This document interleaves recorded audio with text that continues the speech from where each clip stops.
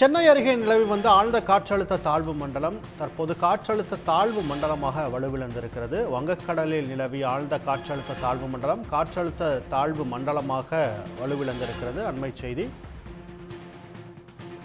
மேலதிக விவரங்களுக்கு செய்தியாளர் ஸ்ரீதர் இணைகிறார். ஸ்ரீதர், விவரங்கள். வங்கக்கடலில் மையம் கொண்டிருந்த ஆழ்ந்த காற்றழுத்த தாழ்வு மண்டலம் காற்றழுத்த தாழ்வு மண்டலமாக வலுவிழந்ததாக இந்திய வானிலை ஆய்வு மையம் அதிகாரப்பூர்வ அறிவிப்பை வெளியிட்டிருக்கிறது.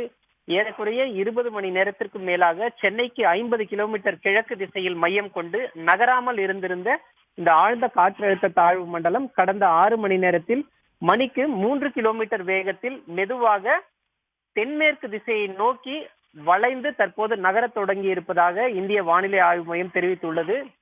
20 மணி நேரத்திற்கு மேலாக நகராமல் இருந்தது. ஏற்கனவே இலங்கையில் உருவாகி இலங்கை கடலோர பகுதிகளில் உருவாகி இருந்த அந்த டிட்வா புயல் ஆந்திர கடலோர பகுதிகளை நோக்கி வடக்கு திசையை நோக்கி நகர்ந்து கொண்டிருந்தது. வடக்கு திசையை நோக்கி நகரும் பொழுது ஆழ்ந்த காற்றழுத்த தாழ்வு பகுதியாக வலுவிழந்து வட தமிழ்நாடு, புதுச்சேரி, தெற்கு ஆந்திர கடலோர பகுதிகளில் மையம் கொண்டிருந்த இந்த ஆழ்ந்த காற்றழுத்த தாழ்வு மண்டலம் தற்பொழுது நகரும் திசையை மாற்றி தென்மேற்கு திசையில் வளைந்து தமிழ்நாட்டின் கடலோர பகுதிகளை நோக்கி தற்போது நகரத் தொடங்கி இருக்கிறது. இந்த ஆழ்ந்த காற்றழுத்த தாழ்வு மண்டலம் காற்றழுத்த தாழ்வு மண்டலமாக வலுவிழந்த சூழலில் அடுத்த 12 மணி நேரத்திற்கு காற்றழுத்த தாழ்வு மண்டலமாகவே அதன் தீவிர தன்மையை கொண்டிருக்கும் எனவும் அதற்கடுத்த 12 மணி நேரத்தில் ஆழ்ந்த காற்றழுத்த தாழ்வு பகுதியாக வலுவிழக்கக்கூடும் என இந்திய வானிலை ஆய்வு மையம் தெரிவித்திருக்கிறது. தற்போது இந்த காற்றழுத்த தாழ்வு மண்டலம் என்பது சென்னையிலிருந்து கிழக்கு தென்கிழக்கு திசையில் 40 கிலோமீட்டர் தொலைவில் மையம் கொண்டிருக்கிறது.